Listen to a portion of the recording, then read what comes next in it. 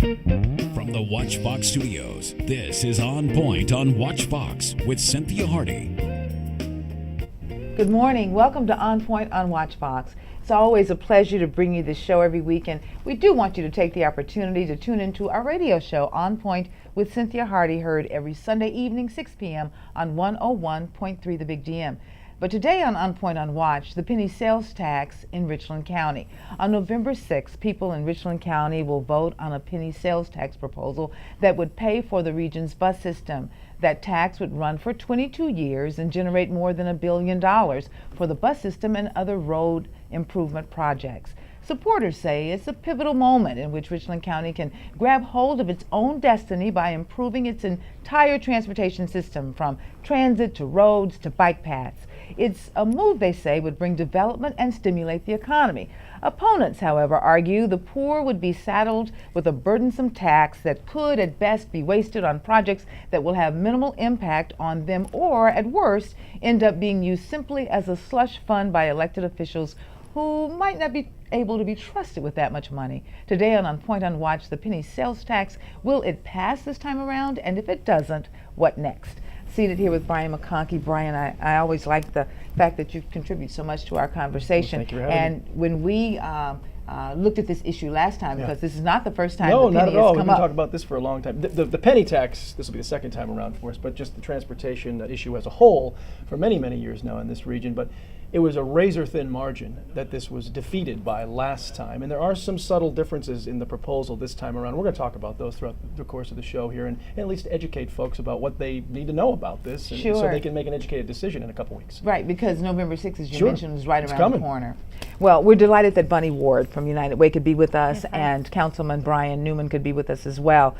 When we look at the issue of the penny sales tax, we're talking about raising the sales tax in Richland County a penny. So that means if I go to the store and buy a pop, or go to the store and buy a dress, that the sales tax that I pay now is 7%, but it would be 8% at that time. That's correct. Okay, and so at the end of the day, that means every time I make a purchase, I'm being charged a little bit to pay for the roads and the bike paths and the bus system. A number of people have, Brian mentioned that it by a razor-thin margin, it was defeated last time. I'm hearing a number of people, more people this time around, seemingly in favor of it. Bunny? Yeah, I would agree with that, and I think the area where I live is out in the northwest side of the county, the Irmo-Ballantyne area, and that was a place that was not as much in favor of the penny the first time around, and I am hearing now, anecdotally and from talking to others in the area, that it does have a higher level of support out there now. We do have local chambers out there that are supporting it as well. Well, that's a change. Why do you think they changed? I think getting the word out, and I think really kind of showing folks what's in it for them to a degree. We know what the benefit is out in the northwest area. Broad River Road is a challenge at certain times of day, and that's one of the projects that's on the list. In addition to that, also knowing that there is an opportunity for park-in rides and being able to go to special events downtown potentially if folks wanted to opt for an alternative form of transportation to get downtown. You're from a much larger city. I am from the Boston area, yeah.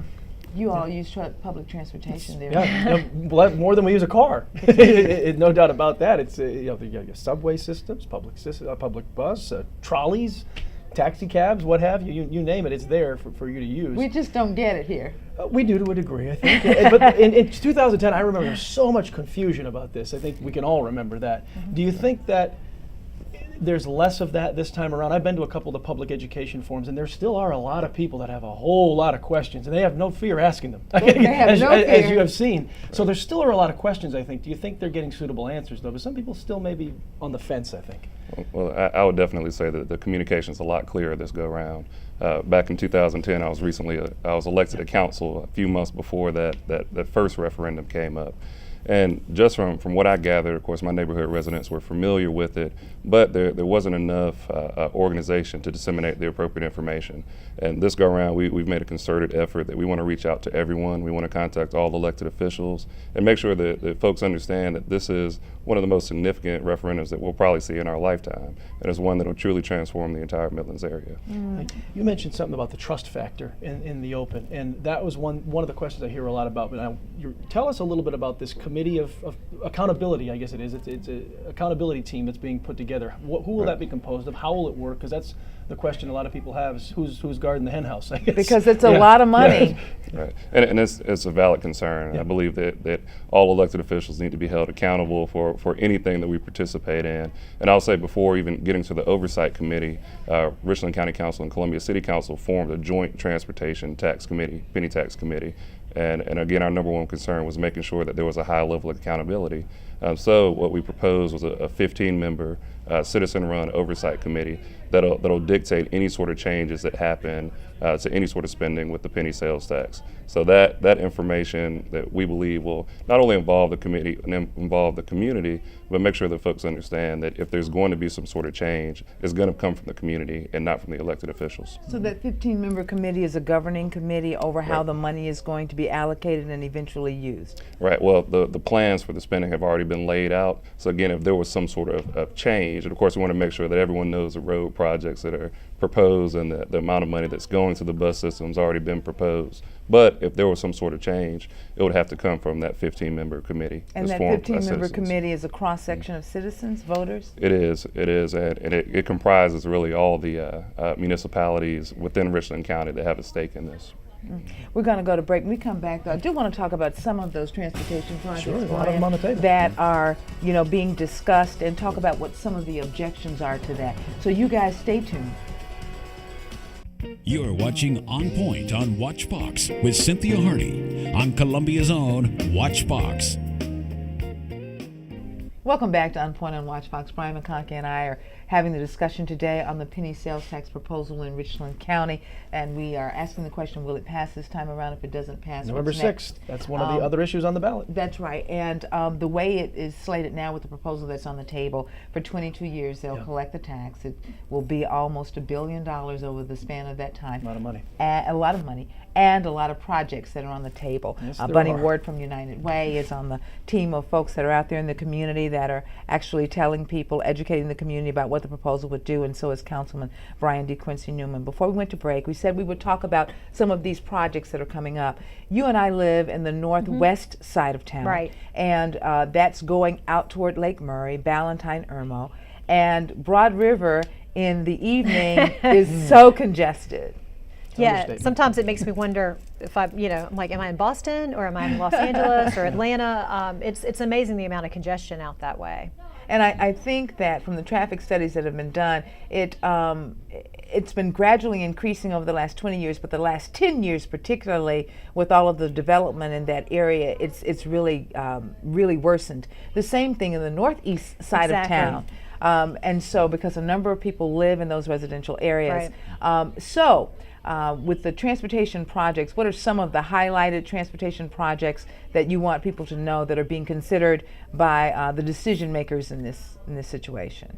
Well, both Brian and I actually grew up on the northeast side, so I can comment a little bit about that personally as well. But the hardscrabble area, we know there's been a lot of conversation around that, and I don't know if Brian's got other specific areas. Well, I would say that I think you hit the nail on the head. The top two areas being Hardscrabble Road and Broad River Road. Again, these areas that have experienced significant growth over the past couple of decades haven't quite had sustainable traffic plans put in place. So now this is really giving us the opportunity to catch up and get the roads to a point where traffic's reduced a little bit. And hopefully we'll be able to factor in a couple other things with our transit system, such as the parking rides, to allow more folks to get where they need to go without actually filling the roads. And so you mentioned hardscrabble. What's wrong out there? Is it just really, really congested too? Well, and I think we've all probably seen in that part of town just the number of subdivisions that have popped up over there. So you've got some even 2-lane roads that are feeding off of Hardscrabble Road, that just don't provide enough width. There's just not enough room to handle that capacity. So the penny sales tax will alleviate that. Now, you mentioned before this segment that there are a lot of people that don't use public transit in this area and maybe don't live in any of these affected areas, maybe don't even ride any of these roads. So why should so they I say, have to hey, pay? what does this do for me? Why do I have That's to right. pay? Why do I What do you have say to to pay? them? What is the Yeah. what is the overall benefit here that maybe they're not seeing or don't want to see? Or Well, the number one thing that we want folks to understand is that the penny sales tax addresses a number of traffic-related issues, but at the same time, it allows for the appropriate infrastructure that we need in the city of Columbia and Richland County. We need tools such as a solid transportation system and great-looking roads, not only that can handle the traffic capacity, but also are aesthetically pleasing to make sure that we can go out and recruit jobs and recruit companies that want to come in here and help us improve the quality of life. And it's hard, and I will say that we've run into some situations in the city of Columbia where it's hard to land a major manufacturer or a major employer if they have no idea how their employees are going to get to work. So bringing in these jobs, it adds to our tax base, and it allows the local governing bodies to bring in the sort of revenue that we need to really grow our city and provide a high quality of life. Now, tomorrow night, Monday night, there's going to be a public hearing Right. where both sides of the issue are going to be represented. What do you want our viewers to know about that and take from that meeting? I think it would just be the three primary factors, which are the reasons that we see the penny as the smart investment for our future here in Richland County. Local control, these are projects, and this has been generated by our community for our community. We're looking at safer roads, and we know what it will also do for our public transportation system. So those are three primary areas to look at. You know, Brian, if the penny passes and Richland County gets a newer, improved bus system, I'm wondering how many people will actually use it. You know, how many people like us that don't use it now and don't rely on it now would actually see it as a viable alternative. What do you think needs to happen for people to know it's okay to take public transportation? No, I think a lot of people always drive by a bus and say, well, look, it's 75% empty, so why is it even out there? But people in other cities that are larger than this use buses. They use light rail. They use subway. They use things like this.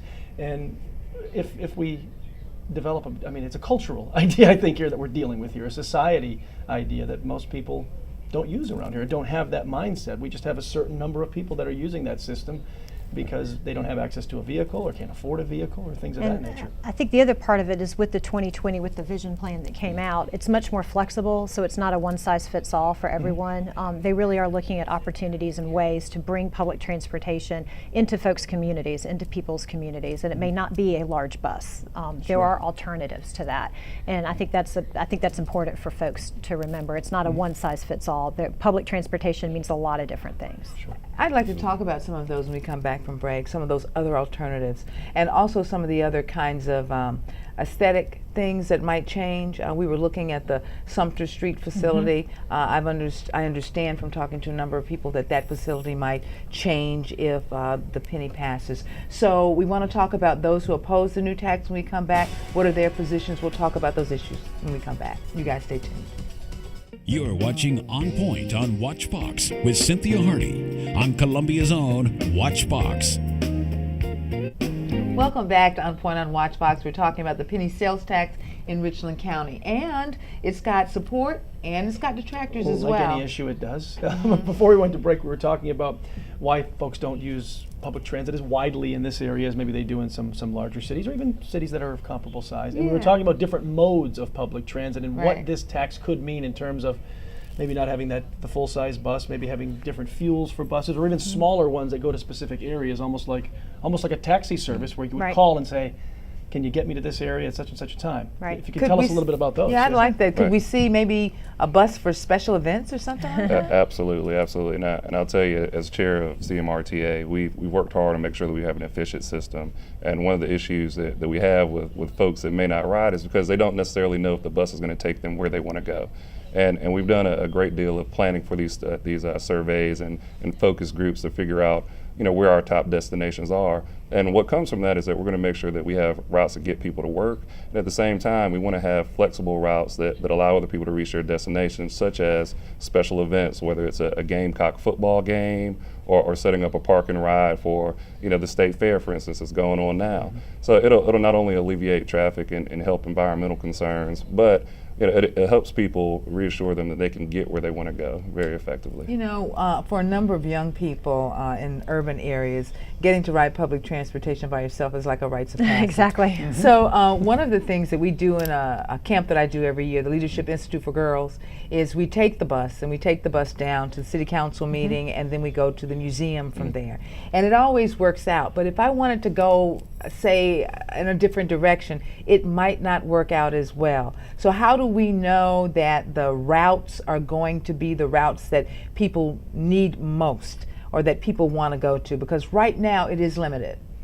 I know Brian can comment about this, but I think the primary point is that once the penny passes, to really take those opportunities to get surveys out and ask folks where, you know, ridership surveys and that sort of piece to figure out where folks are, look at those critical times of day where we know that people are coming in, and to really design the system around that. But I know Brian could talk about that more specifically. And again, and I know I speak for all of our board members in saying that our goal is to have the highest number of riders per hour on all of our CMRTA routes.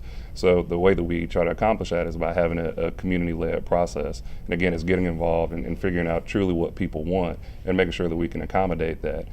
One of the things that obviously has hindered our bus system is that we only have a little north of $5 million in local investment. But with the passage of the penny sales tax, and that'll lead to over $13 million worth of local investment, and that can be leveraged with federal dollars. It'll actually grow our budget to north of $20 million. So that will allow us the funds to accommodate for these extra routes that we need.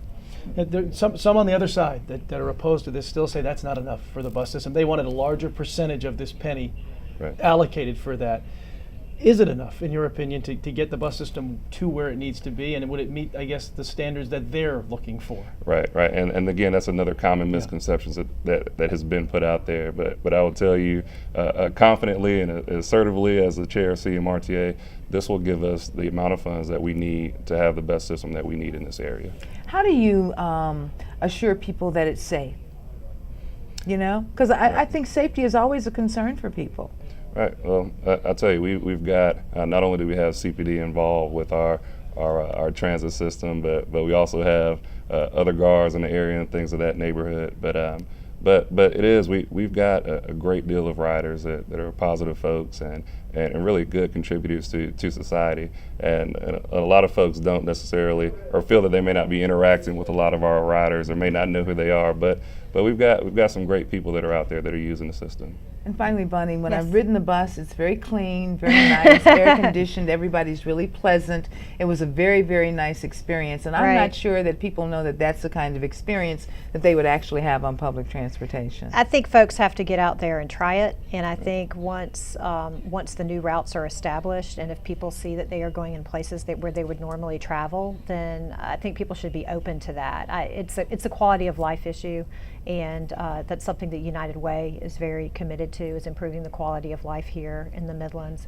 And I think we all have our little piece of that, and we have to all make our own contribution in one way or another. I want to leave the Midlands in a better state for my kids and for future generations, and I think this is one way to do that. Bunny Ward and Councilman Brian I.D. Quincy Newman, thank you both for being here to discuss the penny. When we get back, we're going to switch gears to talk about another United Way effort that's coming up. It's in the community assembly that United Way does twice a year. It's important, and we have Paula Vinson here with us from Aetna. You guys stay tuned.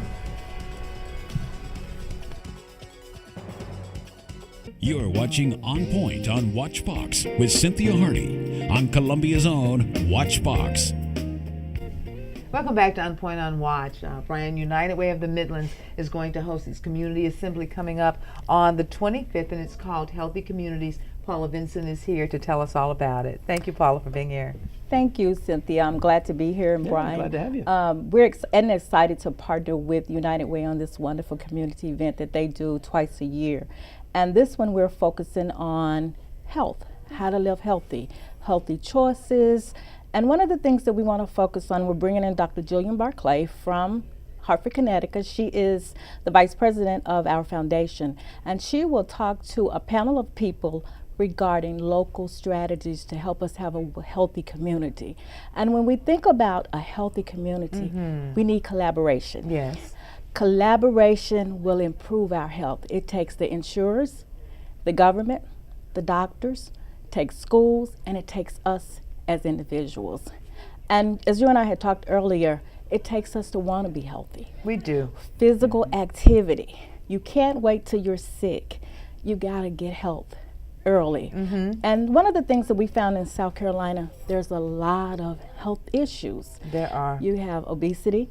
That's a real big issue here. Yes, and obesity leads to other issues. So many other issues. Diabetes, Yeah. cancers, different things like It, that. it puts a lot of stress on your heart. Yes. You know, so, and I think sometimes when we're enjoying that good old Southern food, and I'm We starting forget to for a get moment, hungry. right? We forget. I think sometimes when we're enjoying that food, we don't really think about the long-term effects that it could have on our overall health. Now, Brian here is an athlete. You can tell by looking at him. He's an athlete. So he's never had an issue with that. But I have had to, over the last 7 years, really dedicate myself to working out and making sure that I stay fit. And I tell you, I feel better, I look better, but I think I'll live longer because of it. We hope. We certainly hope. I want to keep you around. But even if you are very active, you still got to be careful about what you eat because your body's that machine that you got to put the right kind of fuel into. Right. Yeah. And even as an athlete, think about it. He could have underlying health issues that I that don't know he's not about. aware of. You got to have a primary care physician. Oh. You need a primary care physician because without a primary care physician will follow your health care and he'll know what's going on with you at all times. So we need to get out there and talk to our community. And one of the things we want to talk about that weekend, that Thursday, is what can we do as a community? Do South Carolina, do Columbia have all the programs they need in order to help people live healthy lives? Vegetables, are we eating the right vegetables? Are we eating the right food? Again, the state fair is going on.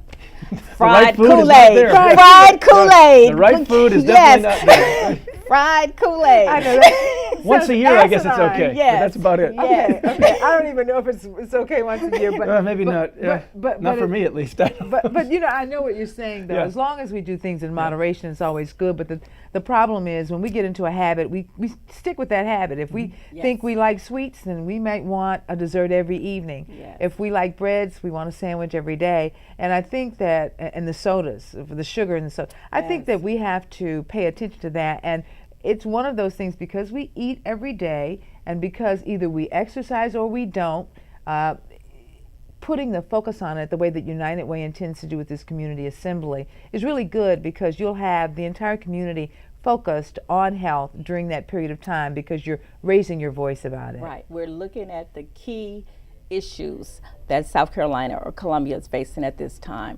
We're going to talk about that. Dr. Barclay will lead a panel. City council people would be there. We want the community to come out and support us and just get the information. It'll be held at the Embassy Suites on Stonebridge at 11 o'clock. Registration fee is $10, but that includes a healthy lunch. Oh, really? A healthy lunch. The emphasis on health. healthy choices, and you'll Healthy outcomes. Right. And Well, anyone can come to this. Anyone can come to this event. It's open to the public. Yeah, let me ask you this. When you, Aetna, you're with Aetna. Right. So why is Aetna so focused on keeping people healthy? Aetna, we want to be number one in making healthy and the number one insurer when it comes to healthy issues and initiatives. And we are very focused on health disparities. We invest a lot of money in obesity. That's a different part of our organization. We have even created a tool for your iPads, your smartphones, your Androids called iTriage that you can actually load on your phone. Anything that your doctor tells you about, you can look it up. It's there. We'll help you find doctors, dentists, anything in the area that you need. It's actually on that smartphone tool. One of the things that United Way does, of course, they look at a myriad of issues in our community, but the focus on health and the decision to focus on health has a lot to do, Brian, with all the indicators that we see that are out there. And sometimes they can be really alarming when you see where we are in terms of AIDS, in terms of cancer, in terms of breast cancer, strokes, diabetes. We are on the wrong end of the spectrum in so many different health issues, and I'm sure that's going to be a big part of the discussion. Yes, it will. At this event coming up here and letting people know about what we need to do to prevent these things, what we need to talk to our brothers, sisters, mothers, fathers about to make sure they're paying attention, because sometimes we don't pay enough attention to ourselves, do we? Right. And the people around us as Yeah. well. So October 25th at the at Embassy Suites, 11 o'clock. Yes. How long will it last? From 11 to 2, Oh, okay. And we'll get lunch? you'll get lunch. Healthy lunch. Healthy, remember? Well, but wait a minute. But is it good lunch? Good, healthy, Clean lunch. funds. Good, healthy lunch. Healthy lunch, yes. We'll be there with Palmetto Health. They'll be there, and it'll just be a great opportunity. Come out. I hope to see you there. Well, and in addition to that, we will have the speaker, but any other feature that you'd like to talk about? I can't think of anything. Just come out there and get the information. You can still register on United Way's website, unitedway.org/events, and get out there and She come got out. it in, but that's Well, that's it. That's all we got. Good, she got That's it it in. for this edition of OnPoint on WatchBox. You guys, thanks for watching. We believe when you're informed, you're empowered. Once empowered, you are on point.